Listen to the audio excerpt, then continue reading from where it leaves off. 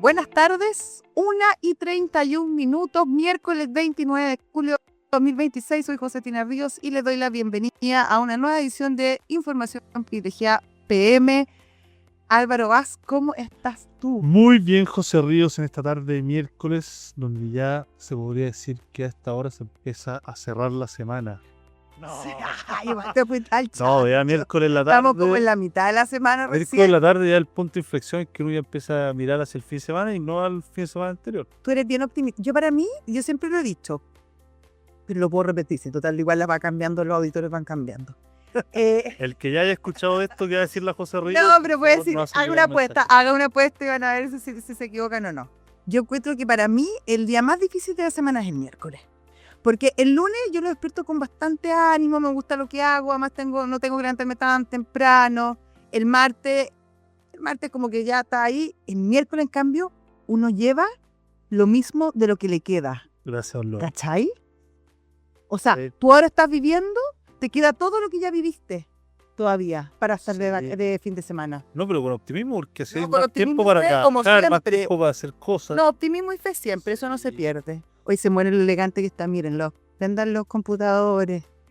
Demasiado hermoso.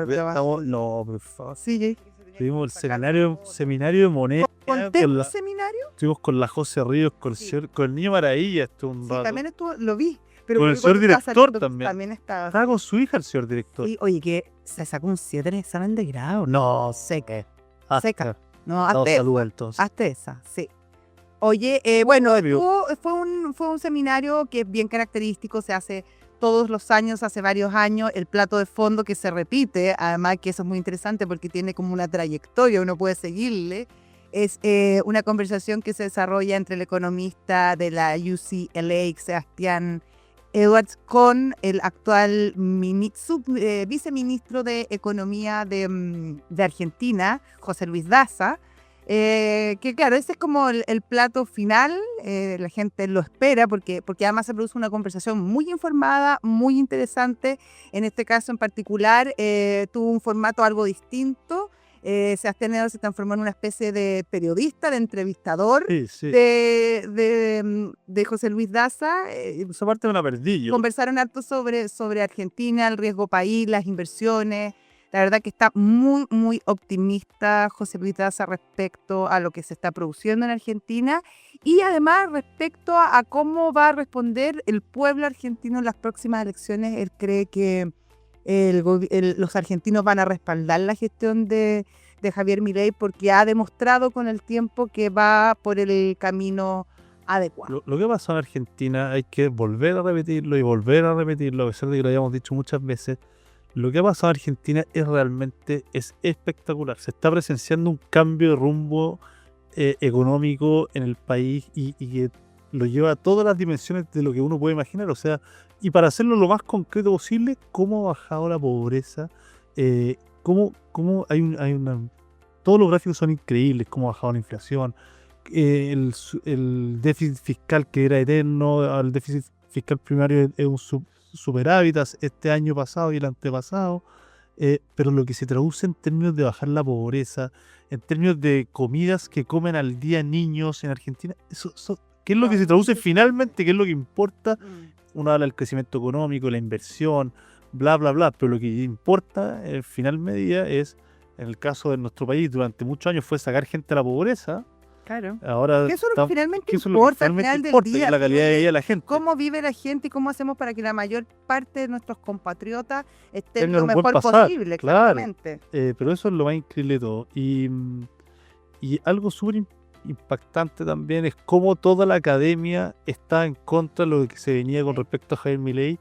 Y citó algo que estuvimos conversando el otro día en la mañana con el señor Matías del Río y Nicolás Vergara con respecto a un profesor de Harvard argentino muy reputado. Sí, lo que hablamos está en el programa lo hablamos de también. Rafael Ditela. Primero lo hablamos en el nada personal. Exactamente, también lo comentó José Luis Daza hoy día de cómo él de los pocos que ha cruzado el río y ha dicho, ¿saben qué? Me equivoqué.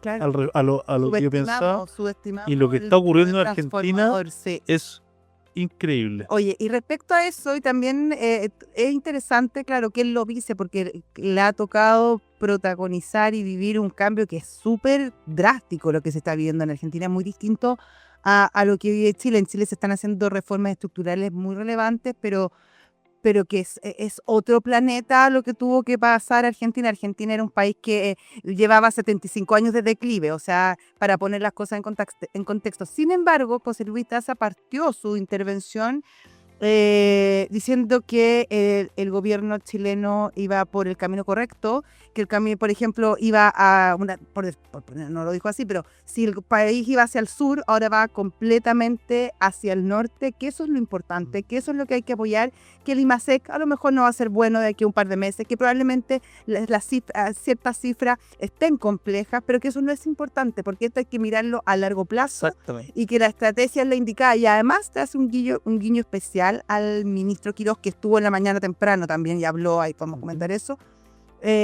diciendo que él, cuando apoyó y fue jefe programático de José Antonio Kast en la segunda vuelta de la elección pasada, su segunda aventura presidencial, bueno, y no salió, pero José Luis Daza dice lo que Chile necesita para liderar el equipo económico ya no son académicos. Exacto. Lo que se necesita hoy en Chile es alguien que sea experto en la micro y que sepa Detalles de dónde tributación, dónde detalles están de los problemas, permiso. los permisos, los tributos, etc. Incluso reveló que dentro de esa conversación entre José Luis Daza y José Antonio Kast habían llegado al nombre de Jorge Quirós como la persona idónea para liderar esta transformación. Bueno, hoy día también estuvo en la mañana, está bastante optimista. Sí. Solamente con respecto a eso, a lo de José Luis Daza, y un punto relevante, además de aplaudir lo que está haciendo el gobierno, y con respecto a lo que está pasando en Codelco, También habló de Codelco. dijo, sí. hay que hacer lo que hay que hacer. Sí. No crean que las cosas son imposibles de hacer, con respecto a lo que dijo Arturo Esquella de eventualmente privatizar Codelco.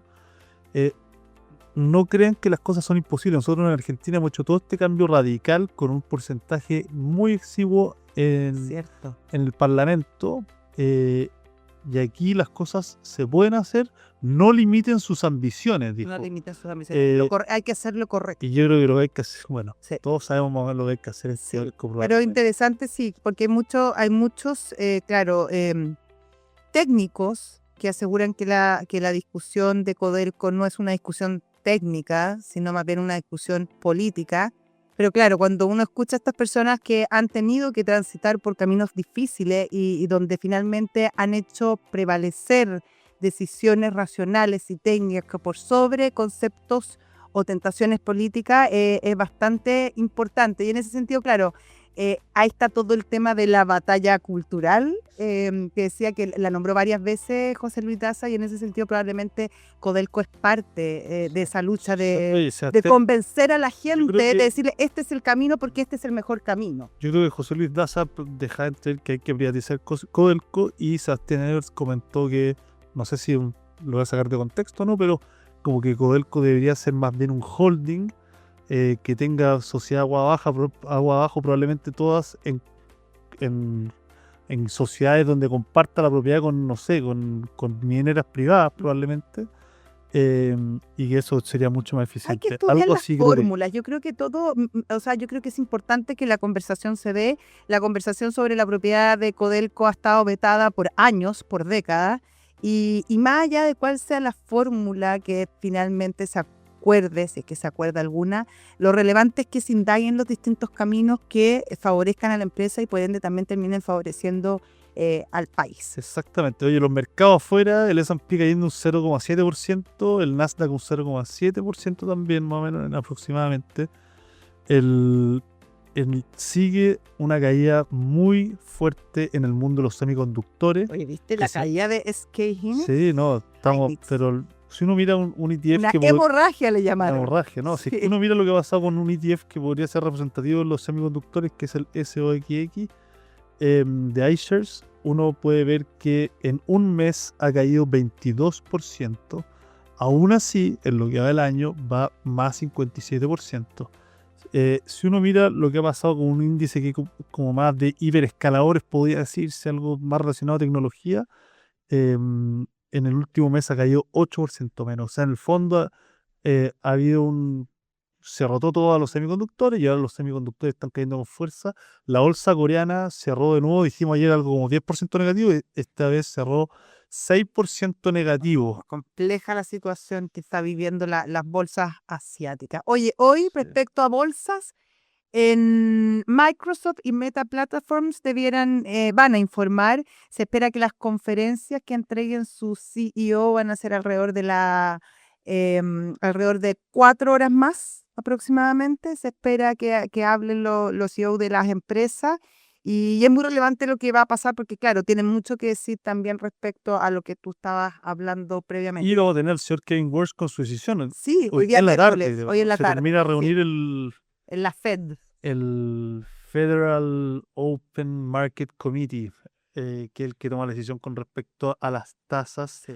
Y ahí Es difícil, hay una discusión, discusión. sí, hay una Según discusión Edwards, que no va a subir las tasas.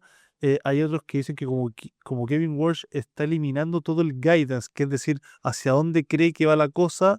Tal vez hay analistas que dicen que tal vez nos va a llegar la sorpresa de que se viene una subida de tasa de 25 puntos base. Sí. Pero bueno, está por verse. Es una buena. Es difícil justamente anticiparse porque ya, claro, es muy hermético el señor Walsh en sus proyecciones. Oye, tengo una buena noticia antes de ir a saludar a los auspiciadores y nuestro pantallazo. El coordinador eléctrico de nuestro país acaba de revertir su proyección y descartó el déficit de energía para los siguientes 12 meses. La situación eléctrica en nuestro país estaba muy compleja hasta ahora. Se preveía incluso que en algunas partes podría llegar incluso a cierta racionalización.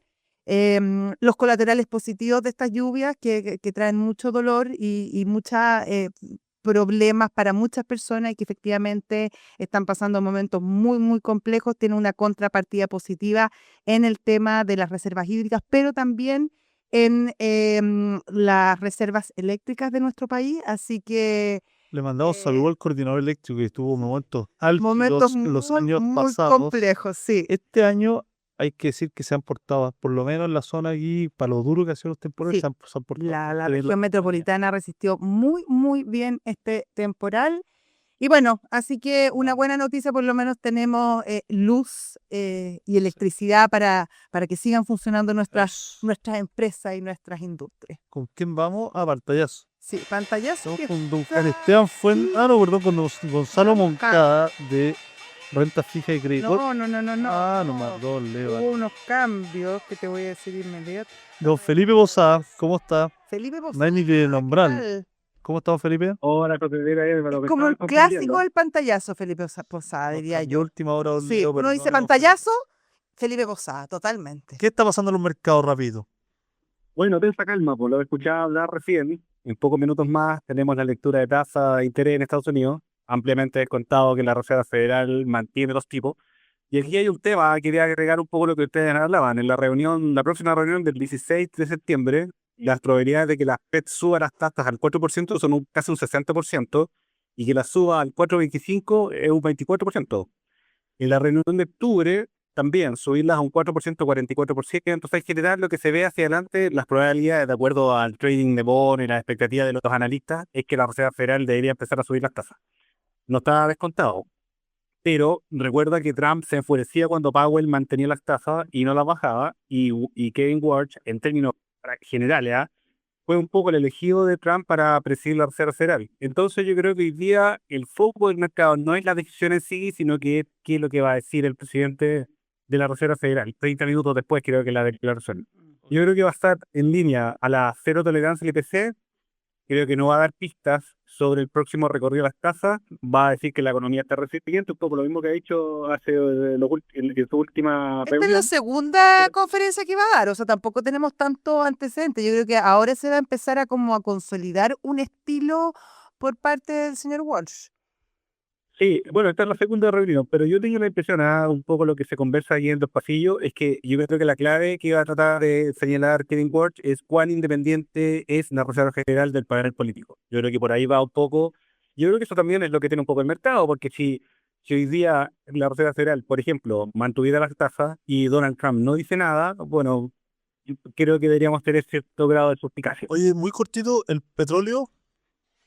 Bueno, el petróleo estuvo 8% arriba, se reanudó en los combates y también hubo inventarios de crudo que se cayeron unos 0,2 millones de barriles. Bueno, el S&P 500 ahora está levemente negativo, está cayendo alrededor de un 0,6%. El dólar peso está, bueno, hoy día tops en la zona de 939, prácticamente en los 940 pesos, con el cobre cayendo leve, un 0,5%. Y el dólar index global también cayendo. O sea, hoy día el dólar peso está absolutamente descorrelacionado de los activos que generalmente lo sigue. Muchas El gracias. Nasdaq. Dele. ¿Mm? Sí, termina.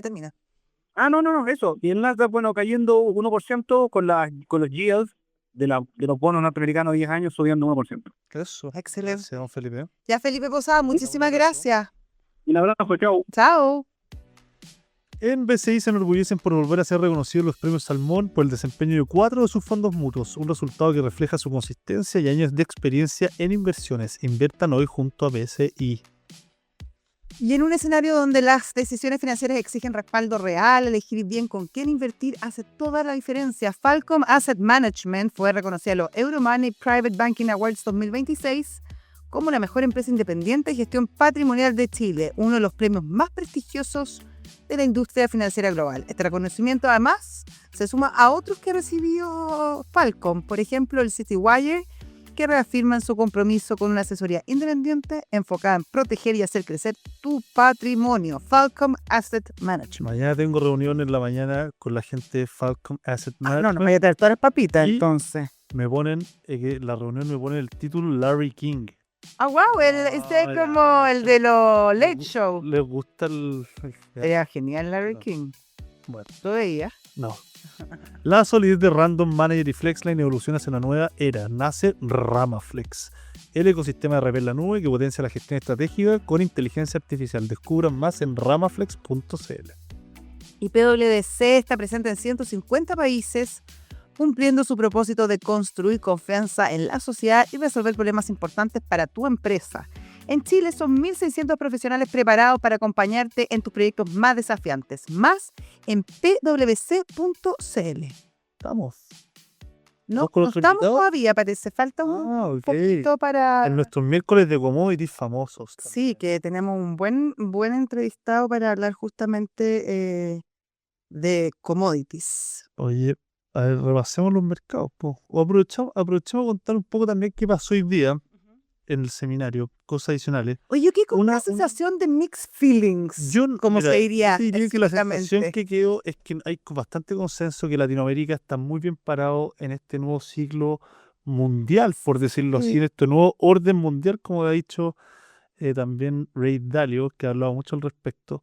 Y él comenta, muy bueno, primero que nada fue súper buena su intervención. Súper buenos invitados, además de primer Sí. orden. Partamos por Paulo Guedes, ex ministro de Economía de Brasil, que la verdad que fue una exposición magistral, Te diría yo. diría que él fue el que me dejó más nerviosa, en el sentido que él habla de Brasil, habla de Latinoamérica, pero a mí me dejó una sola sensación que me complica, porque claro, te hace, en el fondo nos sitúa el papel que nos corresponde, y de alguna manera nos dice, hay que hacer las cosas bien, pero Chile y Latinoamérica somos una pieza más en un mundo que está cambiando dramáticamente.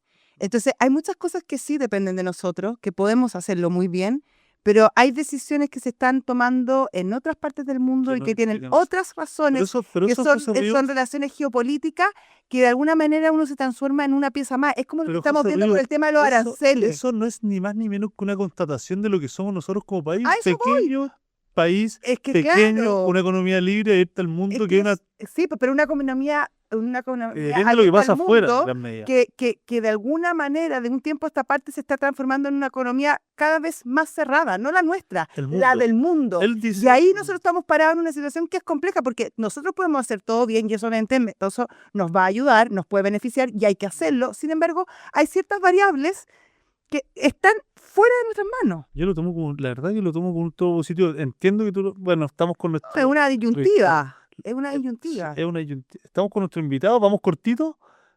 Aún No. no, entonces bueno, vamos nomás. Ya, termina No, tu idea. Él dice que los últimos 80 años fue un mundo en el cual todo el mundo trató de empezar a hacer fit en un mundo que cada vez fue más global, eh, liberal en el sentido de la palabra, que economías más libres, Claro. comercio internacional, etcétera.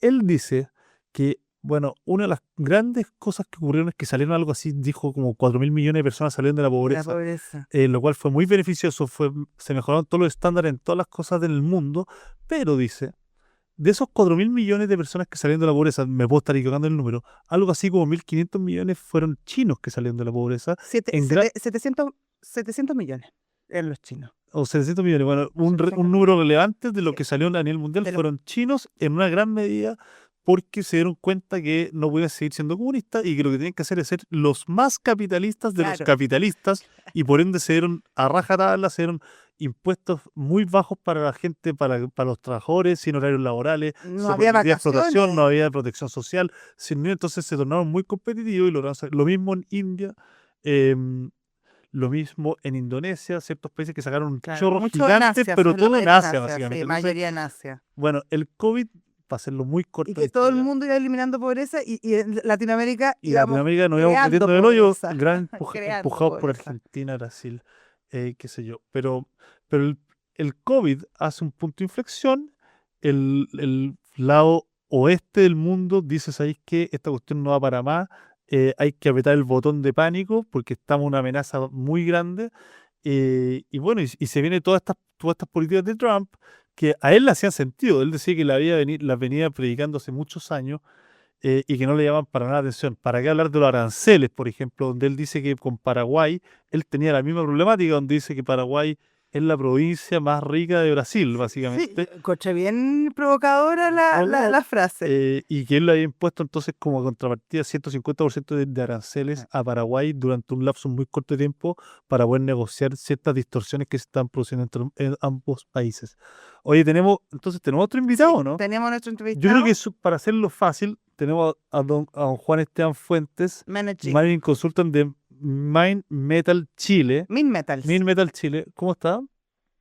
Hola, ¿qué tal? Buenas tardes, muchas gracias. Oye, Juan Esteban, yo creo que mejor, tenemos muy poquitos minutos, te dejamos a ti micrófono abierto por 3 minutos para que tú nos hables de lo que tú quieras hablar, de algo relevante, Claro, que ¿dónde no hay que esté en la poner el palestra foco? en temas de commodities. Claro, ¿dónde está el foco, la clave en este momento? Bueno, pregunta abierta. Pero abierta, pero dentro del marco de la relevancia actual de los Tema commodities en commodities, nuestro país. sí. A ver, lo que estamos viendo nosotros es, bueno, una tendencia que ya se viene hace yo diría 1 año, 2 años, de asegurar el abastecimiento de lo que se denomina minerales críticos o minerales estratégicos, por parte de Europa, por parte de Estados Unidos, que básicamente es un tema geopolítico. Eso es lo que estamos viendo ya. Para asegurarse del abastecimiento de piedras raras, de cobre, de litio, de lo que ellos consideran que es crítico en sus cadenas de abastecimiento, para no tener que depender de China, por ejemplo. Ejemplos de esto es tierras raras, en que el mayor productor es China y lo necesitan. Es lo mismo que ya pasa, no sé, pues en los chips, que se depende de uno o dos productores de chips y el precio del chip se escala por las nubes y todos estamos a merced de ese producto en particular. Entonces lo que vemos es que eso es lo que se está produciendo en el mundo de los commodities, especialmente los mineros, Claro. ¿ok? En cobre, en litio, en tierras raras. Y vemos que los precios también hoy día están en un muy buen nivel de precio. El litio está, luego de haber pasado por cerca de los $10.000 la tonelada, hoy día está en muy buenos precios, que hace que los proyectos floten. Lo mismo pasa en el cobre, sobre $6 la libra. Hoy día bajó, pero claro, se publicita o se publica como que caía el precio del cobre, pero bajó y sigue sobre $6. Es un muy buen precio para la industria y hoy día todo eso flota. Sumémosle los eventos de invierno de Chile, lo que ha pasado en las faenas mineras. Caserones en 3 semanas se va a demorar en restablecer o empezar a volver a producir, dado las nevazones. El tema de traer los proyectos a la vida hace que tengamos una muy buena perspectiva de precios, por lo menos de aquí a unos 3, 5 años en horizonte para estos commodities, lo que es muy bueno para Chile. Eso estás muy optimista. Sí, estamos optimistas porque son minerales que se necesitan en lo que se denomina la electrificación, más allá de que la cantidad de cobre por auto eléctrico ha ido bajando, porque han sido más eficientes en ocupar el cobre, menos kilos de cobre por unidad de auto, porque han hecho los wireless más eficientes, han hecho que se ocupe más cobre más delgado, como copper foil. Entonces se ocupa menos cobre, pero es más que el auto normal. Aún cuando suceden ese tipo de plazos de sustitución, perdón, de cobre, lo vemos con muy buenos ojos los precios para sustentar la producción, que se sigan realizando los proyectos de mina, que no son fáciles tampoco de llevar a cabo. Una muy buena noticia entonces, Juan Esteban Fuentes, Managing Consultant de Minmetal Chile. Muchísimas gracias por este contacto con Radio Duna. No, muchas gracias a ustedes, que estén muy Hasta bien. luego. Y nosotros nos vamos rápidamente. Lo dejamos con el señor Gendelman. Sí, que está ahí a la guaite. Chao.